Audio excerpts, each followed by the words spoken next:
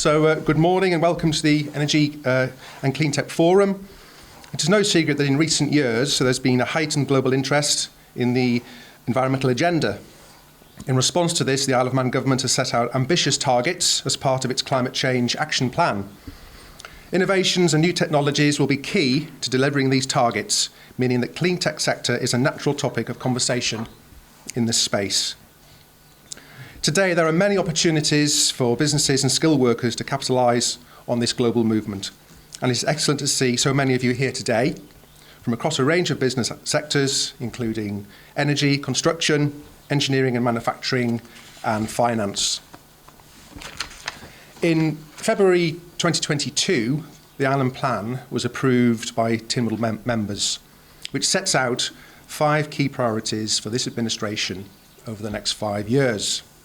The Island Plan is centred on building a secure, vibrant and sustainable future for our nation, where we look after and nurture our island and our resources, driving forward our local agenda towards a fair, inclusive and sustainable society and environment.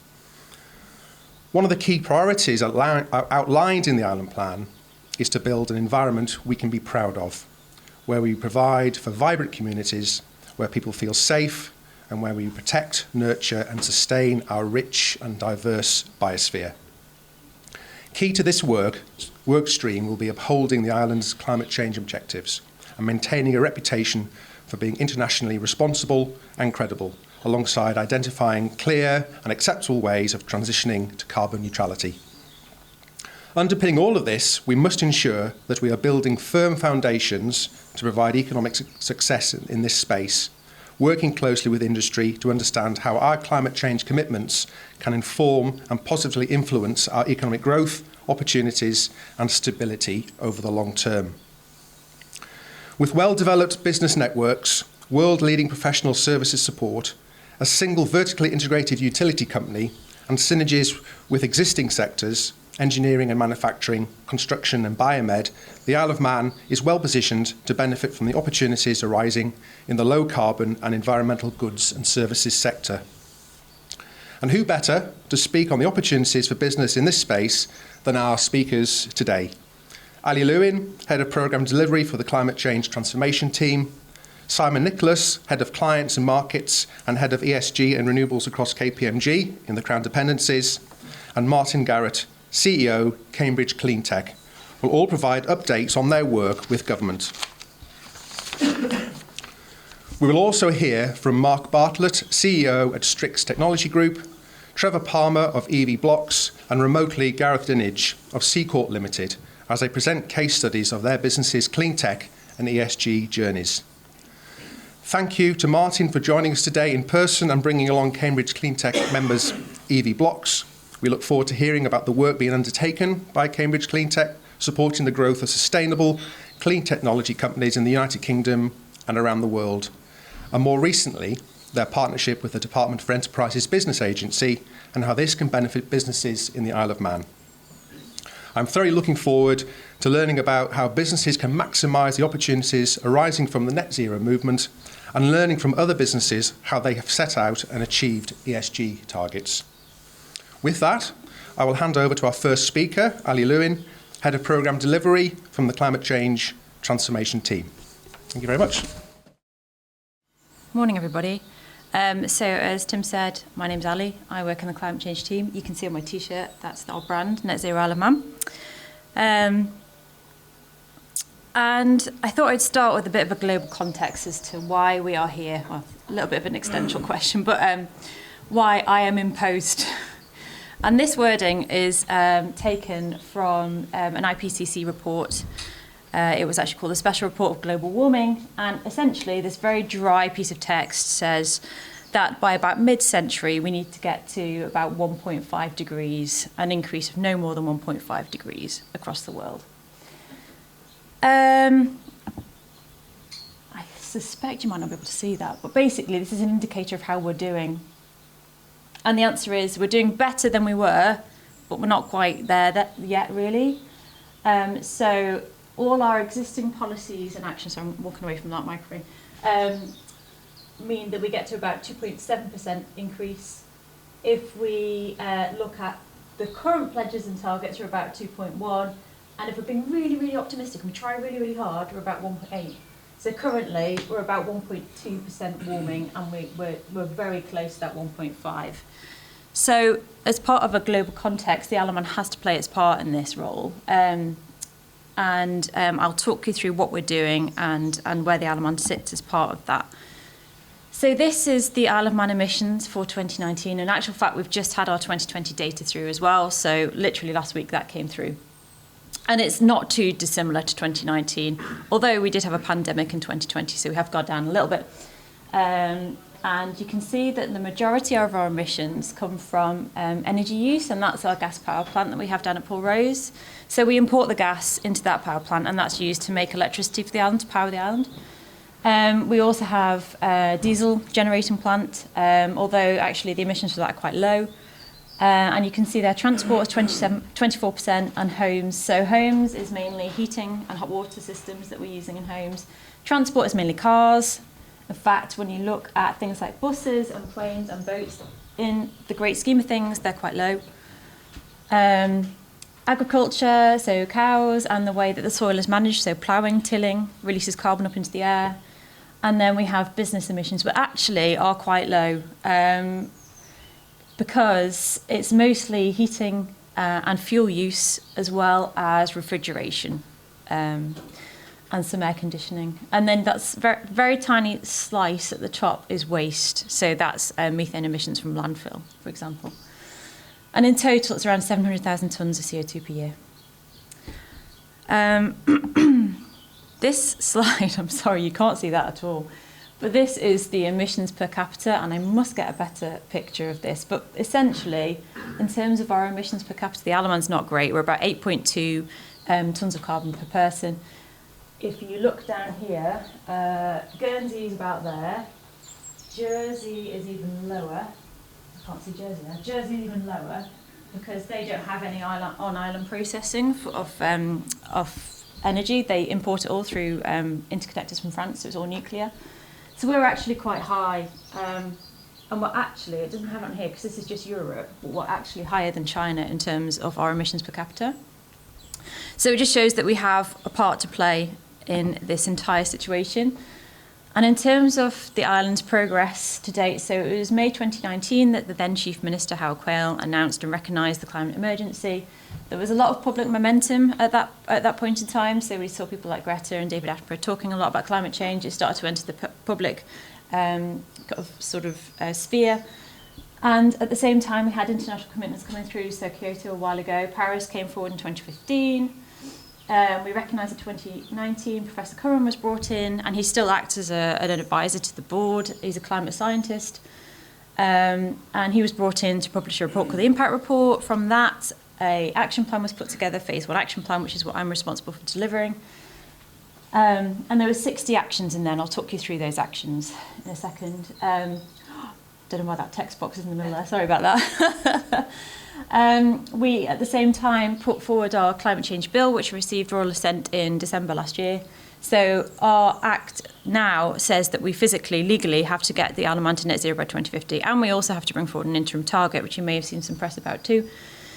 Phase 1 implementation has been taking place. Of course, COVID hit around here, which stalled us a little bit. We still managed to get the bill through, but the action plan was a little bit delayed. And then we've been working on that. We've been working on the interim target, and also coming forward we have the phase 2 plan. So that's how we're going to reduce emissions over the next 5 years, 2022 to 2027. You might have seen that sort of in the press recently, because our interim target was consulted on and went to Comer for a decision, and it was debated in Tynwald last week, I think. If any of you listened to that debate, it was fairly interesting. So we're at a point now where our interim target is 45% by 2035, with a subsequent amendment put forward by Mr. Hooper for a 2030, an ambitious 2030 target as well. So the phase 1 action plan basically is 60 actions set over 10 different work streams. So the first work stream is about setting up the programme, making sure we have the right funding in place. That's done, that's complete. The team was set up, we've got lots of funding. And in fact, in the most recent budget, we got a significant amount more, which was very nice, and we didn't know about that until the day it was published. So That was very generous of Treasury to provide us with that. But it's good because they recognise that this is a real issue and we need to spend some money fixing it. So the second work stream is around government leading the way. So we've been liaising with the government estate managers, and there's a project I'll talk you through in a minute, which we're working with on them. We're also establishing what government emissions are, so baselining that data. We have it's around 900 properties across the government estate, which is huge. Some are used, some are full scale, like public buildings, some are just shelters, which sit on the TT course. But we need to analyse what the use is what our energy use is across those buildings, what our fleet use is like, and put together a bit of a baseline set of data, and then an action sort of plan to reduce those emissions. In terms of energy generation, we've had a report published, which is available on our website. It was put together by Ove Arup. I'll talk you through that as well. So there was 5 scenarios that they developed, and they're interchangeable, those scenarios. A lot of people sort of say to us, which scenario are you going to go with? Well, actually, they're not fixed. You can kind of move them around for the best result for the Isle of Man. Then in terms of homes, obviously we had the Green Living Grant, which was launched in October. I know there have been a few delays, not through any cause of DfE who've been running the scheme, but in terms of getting the assessors appointed, and I know that they're now running out the assessments, and I think yesterday a conversation was 80? It's about 90. 90? I think, before the end of the month, there'll be about 200 assessments will have gone out. So they're happening. They are happening. We also had a big piece of work completed by GemServe. Again, 3 different scenarios for the Isle of Man to decarbonise its heating, and that's well worth a read. We've got we did a webinar on that a couple of weeks ago, and it's all saved on our website and on YouTube if you want to look at that in more detail. We've been powering ahead with DEFRA on nature-based sequestration, so in terms of sinking the carbon that we're emitting. So obviously we had the trees that were planted at Mirieveg. We've been restoring peat in the uplands as well. And there's been a new woodland grant scheme launched by DEFRA. There's a project called the LUCF, which is land use, change and forestry. That's better analysing the data we have around this. So that project's been run in conjunction with Ether, who are a company who audit all of our emissions. We have plans to introduce a land management plan, so that's how we're going to basically protect our land so that we can sequester as much as possible over the next 30 years. And you may have seen in the press, was it this week, was it last week? It was this week, it was Monday, plans for a blue carbon pilot scheme over the next year to understand how much blue carbon we have, so what our seagrass levels are like on the island, and then audit the sort of the level of those, the quality, the condition, and understand how we might improve it. And working with DEFRA on that. So the next 5 work streams, transport. So there was an action around the steam packet buying a boat that was low carbon fueled, which they have. We have an undertaking to do a transport decarbonisation strategy in conjunction with DOI, which hasn't yet started, and that's something we need to do as soon as possible. MU, Mark's here, Mark, have I got your figure right in terms of public charging points? Has it gone up since I put this? 71. I knew it would. Okay, so 71 public charging points. So Manx Utilities' aim is 1 charging point to every 10 EVs on the island. And we have around 740 EVs now on the island. Yeah, around about that. Yes, okay, I got that right, good. Sorry, that might be that cable. Yeah, it's a dodgy cable, sorry. There we go. So ploughing ahead with the infrastructure around supporting the switch to EVs. And also working on active travel, because of course walking and cycling doesn't cost people any extra to go and do, unless you want to buy a really whizzy bike. In terms of business and industry, we've been looking at agricultural emissions and how we can make those more accurate, and working with the Manx National Farmers Union on that. In fact, we had a meeting with them yesterday. And And also looking at the potential for an offsetting scheme on the island. It's something that we know businesses are really keen to support, and currently government are paying for a lot of this. So government are paying for the planting of trees, the restoring of peatland, and that we don't necessarily have to do that when businesses really want to do that. In terms of a formal offsetting scheme, though, it's quite a complicated system. And we were wondering whether things like carbon credits or a climate positive scheme, which would enable kind of businesses to invest in things that aren't just nature-based sequestration, so things like social schemes, low carbon heating systems for the vulnerable, and things like that might be more viable, because the Isle of Man only has a fixed land base. So there's only so many trees you're going to be able to plant on the Isle of Man. And then in terms of public engagement and awareness, we obviously had the Citizens Forum, which ran for a year and was actually quite instrumental in terms of the Green Living Grant and setting out the policy boundaries for that. We have had insights work undertaken on people's perception of climate change on the Isle of Man.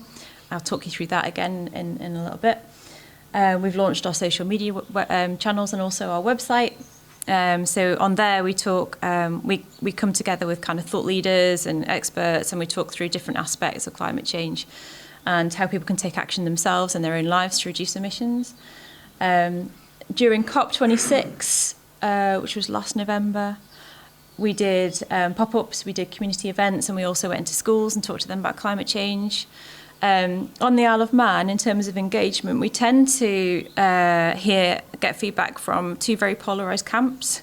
People that are very supportive, very passionate about climate change, and then the people that still remain to be convinced, which, you know, is quite crazy when you see the science. But they can be very vocal, as too can the activists. And actually the people that we don't hear a lot from are the people in the middle, and we really want to understand why that is, because I will talk to people who sit very much in that middle camp and they care very much about climate change.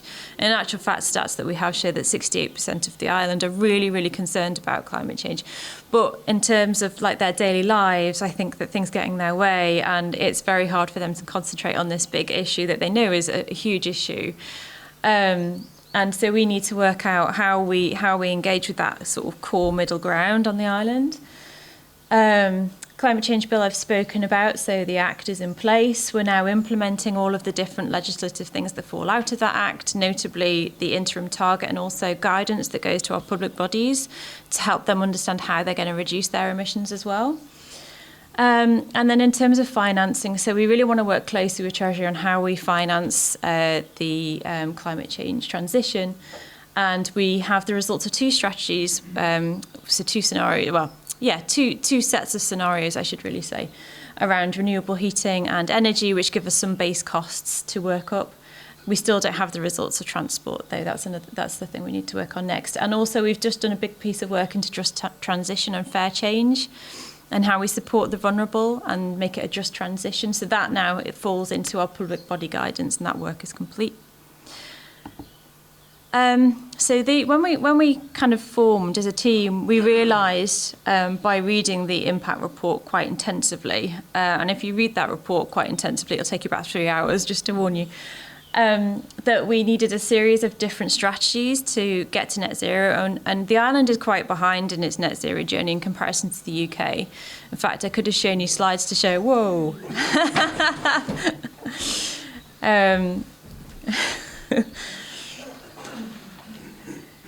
So in the UK, they've been decarbonising for around 20 years. Earlier than us, they've been moving away from coal-based power stations and onto gas, and gradually moving away from gas to nuclear and renewables and interconnectors.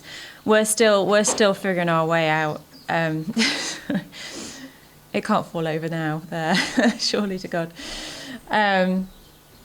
So we quickly realised we had to put these 5 key strategies together to cover the key reduction areas that we need to focus on. So energy, we have done that. That's on our website. You can read it to your leisure. It's quite a technical report, but still, I will run you through that report in a second. Renewable heating we have done. That's 20% of our emissions, as I said before. So we now have 3 roadmaps which will decarbonise the Isle of Man by 2050. All of these are credible options, by the way. They're all quite different options, and it depends how much money you want to spend, but we have options to get us to net zero by 2050 across homes and across energy use.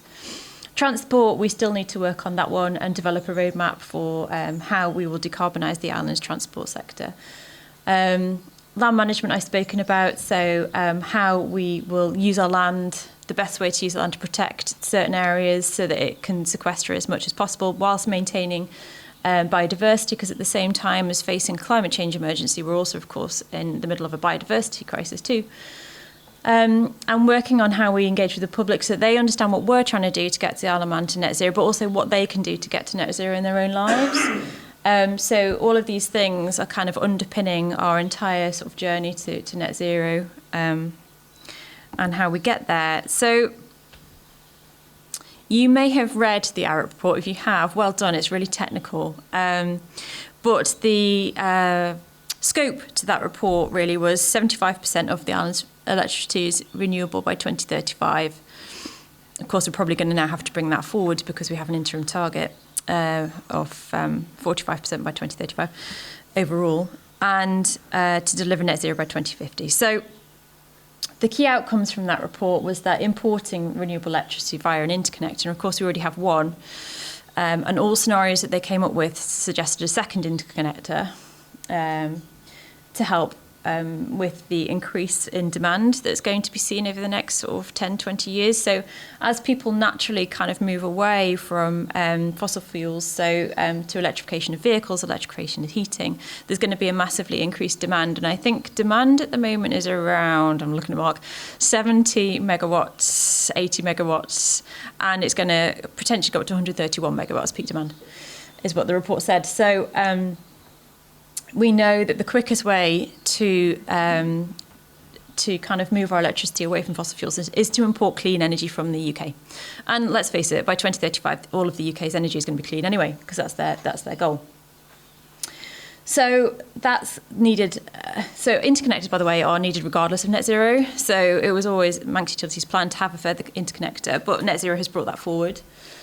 In terms of renewables. So I think when I started in the climate change team, I couldn't understand why the Isle of Man didn't have any wind.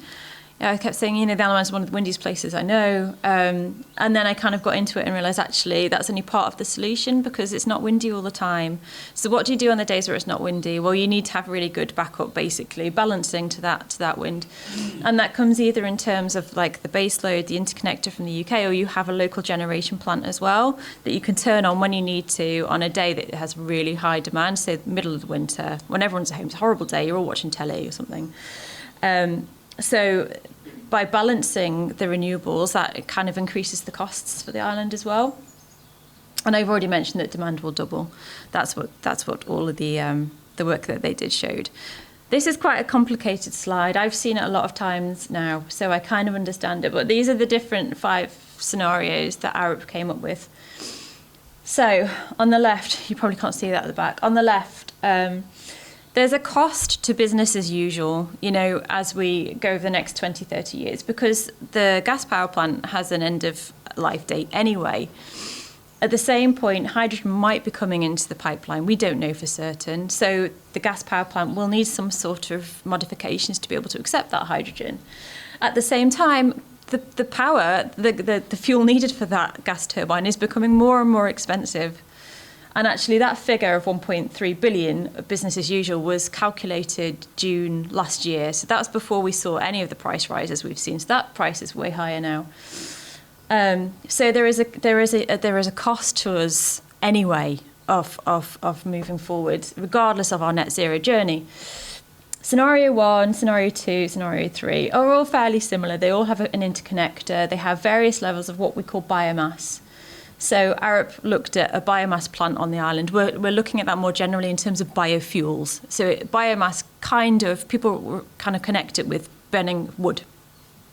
But there's other fuels that you can burn in terms of a low carbon solution. On the right, you have where the renewables, so kind of the light green is offshore wind. And on the far right was kind of a hypothetical situation we posed them, which was, well, let's have offshore wind. Let's convert any power that we don't need for the island into hydrogen. And you can see there how much extra we have and how expensive that is. So that's around 4.5 billion to 6.1 billion. Whereas scenario 3, for example, is an additional interconnector, use your existing interconnector and also put in a biomass plant. So that works out slightly cheaper. I thought I'd put a slide on energy security because, you know, the current crisis that we're facing in terms of prices and prices increasing in gas kind of gives us the perfect opportunity to really move away from it and this instability around fossil fuel prices and the opportunity to create clean and local generation with full energy security. And what I mean by energy security is having something on island that you can turn off and turn on when you need to. And in terms of the island, you're kind of looking at 3 options. You're looking at renewables and storage. So that would be something like offshore wind, and then storing that so that when it's not windy, you can access it. The only thing is that in storing it, batteries wouldn't be big enough for the whole island system. So you're looking at something like hydro. But if you're looking at hydro, you can't use fresh drinking water from existing reservoirs because we need that to drink it. So you'd be looking at using the sea, pumping that into the land and then creating a kind of fake kind of reservoir from seawater, which can be done. It's huge. It'll be expensive. And there's concern around biodiversity loss by pumping seawater into our land. Biofuels is the other option. So, and of course, when you're burning something, it actually does release CO2, but sustainable biofuels work by sequestering all of that carbon whilst they're alive, whilst they're absorbing the carbon and then burning it, so they offset themselves. And there's some plants that are actually net negative. I think miscanthus is one of them. So you can grow certain plants, they sequester all the carbon, then you burn them to release the energy. Of course, there's wood as well, which can be used. We need to understand how much we can actually grow on the island and whether that's sustainable, or whether we'd need to import it because that has carbon footprint implications. And that's a piece of work we're literally about to go out to understand. And then the other thing you could do in terms of energy security is small modular reactors. And Arup didn't look at all at nuclear. And I think we would struggle a lot with the waste issues in connection with nuclear. But you know, that's what the UK are going down. The UK are going down base load, so interconnected to different jurisdictions. They're massively expanding their nuclear and they're massively expanding their wind. So that's the UK's kind of 3-stage approach to decarbonising their energy. So in terms of energy security, I thought I would throw in a little slide on what the island could do, because it is entirely possible to have full energy security on the island through local clean generation.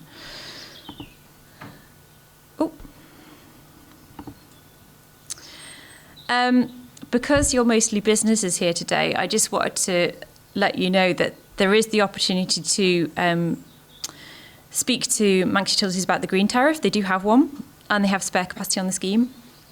So that is a scheme that uses, and I think that's Sulby I have, yeah. So Sulby Hydro, we have a very small, I think it's 1 to 2 megawatt green electricity scheme using Sulby Hydro, but you're able to speak to Manx Utilities about using that and having green power. If you need a significant amount more, then they can do something around something called REGOs. So importing that through, I'm trying to think what the acronym is for REGOs. Renewable Energy Generation, I can't remember. It's something like that, but basically it verifies that the electricity that you're getting through is green. So renewable heating strategy scenarios. So we appointed GemServe, who have been brilliant to work with. They're a low carbon specialist. Again, there's a talk that they gave on our YouTube channel if you want to see it in more depth. So they looked at all of our building types. They created sort of 72 different archetypes of different properties across the island. Understand that a fabric first approach is needed, and I'm sure there's many people in the room that would agree with me on that. So the first thing to do is to reduce the energy use in buildings and then identify a trend in terms of energy reduction. Those 72 building archetypes, 1, 2, 3, 4, that's not quite 72 in that picture, but they are in the report. So some of the outcomes they concluded were that some of the older properties would be best on standalone biofuels. And that would be because the cost of insulation would be too high to have something like an air source heat pump.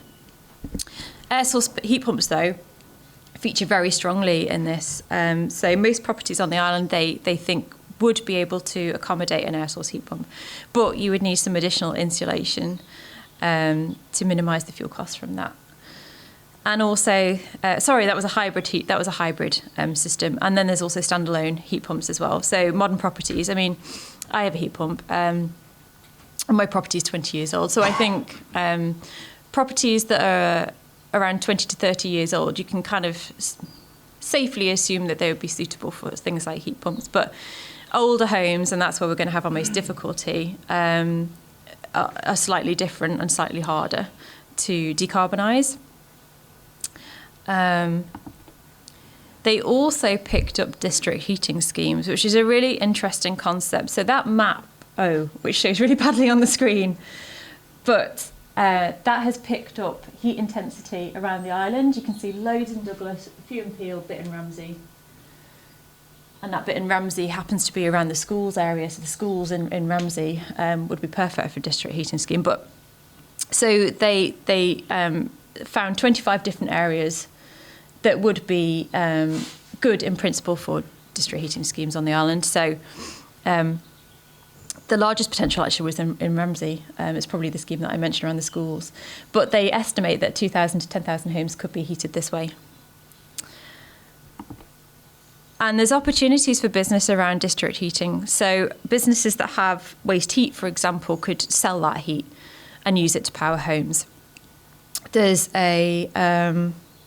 I think it's a Odense in Denmark. So Facebook have a data centre in Odense in Denmark, and it's powered by green electricity. And then they use their waste heat from that data centre to power something like 1,800 homes in the vicinity. And that's kind of, to me, the perfect circular kind of use of energy. So that this is basically showing that there is an opportunity for businesses who do have waste heat, particularly the data centres, to kind of reuse some of that heat and heat up homes nearby, basically, and businesses nearby. So I mentioned some of the projects that we're working on. This is one that Manx Utilities are working on in conjunction with DOI. So they are looking at all of the government buildings, all of those 900 that I told you about, and all of the land, to find suitable places to land some solar PV.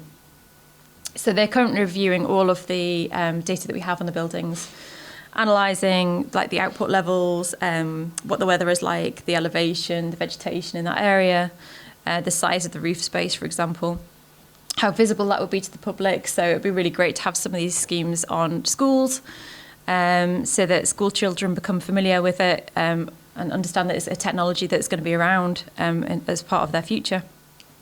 Understanding the network viability in that surrounding area, and also the building suitability more generally. So that's a scheme that Manx Utilities are running, and we're very supportive of, because for a long time we've wanted to decarbonise the estate and use, as someone at DOI said to me, the government has an awful lot of roofs. We could be using that to power things.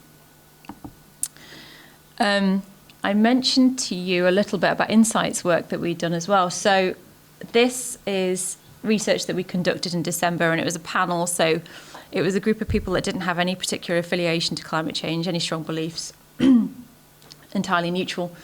And 40% of the general public were really alarmed by climate change, 28% concerned. And then down here we have people that are doubtful and dismissive. So dismissive people don't believe it's happening, it's not caused by human activity, and just don't really believe it. So that's 7% of the population of the Isle of Man. So these people are really concerned, really motivated, and so that totals around 68%. Sometimes it doesn't feel like we have 68% of people supportive of climate change, because the people that are down at the bottom, they're 7%, are very, very vocal.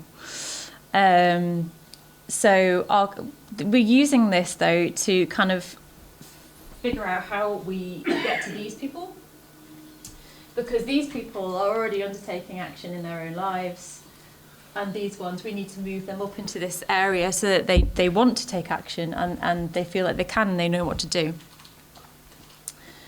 So in terms of segments, that's pretty much the Isle of Man. We're going to be releasing this report, I think, next month, so you'll be able to see it in more detail. This is another report we're about to release. So this is skills, and the skills we're going to need to decarbonise the island's buildings. So as a result of the renewable heating scenarios, there was estimates made on how many installers we would need. So here we have the number of building fabric installers required from 2022 to 2050. And you'll see that big peak, because this is the key point whilst we're still transitioning to low carbon electricity. So here we're going to need an awful lot of solutions in terms of insulation, draft proofing, windows, air tightness, and then it decreases down over time. On the other side though, that's the number of heating system installers. So you can see it's quite small, then it gets bigger and bigger and bigger and bigger. Now that figure is around 52 at the top, so 52 heating installers. And that's a mix of things like air source heat pumps, ground source heat pumps, biomass. And we're going to need to have the skill set on the island to do that. At the top is the EPC bands. So when I talk about EPCs, I'm assuming everyone probably knows what I'm talking about. Any energy performance certificates. So the ratings that you see on your fridge, on your oven when you buy it, A to E, with A being the most efficient, E being the least. And on the Isle of Man, our average is around E, which isn't brilliant. And I know that the UK government and Scotland are moving more towards a C, and Scotland's moving quite quickly to that C. In terms of new builds, it's not really so much of an issue because our new builds, I think the SAP calculations are around 88%. So that's around a B. So most new build homes are fairly energy efficient. It's the older homes that we really are concerned with in terms of their energy efficiency. And of course, from 2025, our Climate Change Act bans fossil fuel boilers in new builds. So going forward, homes will become more and more energy efficient. It's the older homes that we really need to worry about. So that report is due out in the next month as well. And then in terms of what next, so our first phase climate action plan, which I spoke about at the start, comes to an end April 2022. From that point, we have a new climate change plan in place. So some of the things that we've been looking at for that plan are bringing forward building regulations to nearly net zero. The UK are doing this, approved document L. So how might the Isle of Man do the same? How we introduce EPCs on the island, whether that's a good thing. I think generally it is. The EPC system itself isn't perfect. The UK will tell you that. It's a very much assumed calculation, but they are making changes in the UK to bring it up to date. Then the banning of new fossil fuel cars from 2030, which the UK, again, we're falling in line with the UK. That's what they're planning to do. And some of these things we can enforce. Some of these things will happen naturally as it happens in the UK and the fallout hits the Isle of Man. We'll be rolling out our energy strategy on a heating strategy. So we have those scenarios in place that I talked you through very briefly. And a decision now needs to be made on the way forward for those. Which scenario are we going to accept? Which combination of scenarios are we going to, accept? How do we build in energy security to those situations? Is there the opportunity to export? There might be. And if there is the opportunity to have offshore wind and export that, can we take any for the island's use? Potentially there is.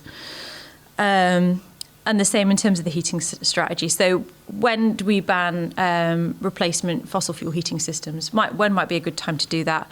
And how do we educate the public? Because the public have real concerns on the new technologies with regards to heating systems. I mean, because I work in it, I understand them quite well, but the public don't share that view. So I think when we did consultation on it in the summer, a lot of the feedback we got was, well, we don't know what the systems are going to be. We're on gas at the moment, we're on oil at the moment. What are we moving to? We don't understand the technology. We need to better understand transport and our use of transport. So we've got a whole data set there we need to understand. I mean, what are the most what are the highest emitting journeys on the island? I couldn't tell you because we don't have that data. I have a good guess. I can tell you how many people have single-use car journeys. That's around 74% of our population are driving to work every day in their own cars and not lift sharing. There's very few people kind of using active travel to get to work. Can we encourage people to work more from home? So the IEA, I'm trying to think what that acronym stands for, International Energy Association? Agency, thank you. So they recently brought out a 10-point plan to remove yourself from Russian gas, and they also brought out a 10-point plan to reduce oil use. And on their 10-point plan for oil use, it says, can people work from home for 3 days a week? That significantly affects and decreases your oil use in that area. Decarbonising the government estate, so understanding what our emissions are across the government estate and how we actually reduce those emissions and move away to low carbon heating. Can we put the renewables on our roofs? How do we kind of move the fleet away from fossil fuel based fleet to EVs? And there's also things in there around banning coal and wet wood, because that's more for air pollution reasons, actually. That's what the UK have done.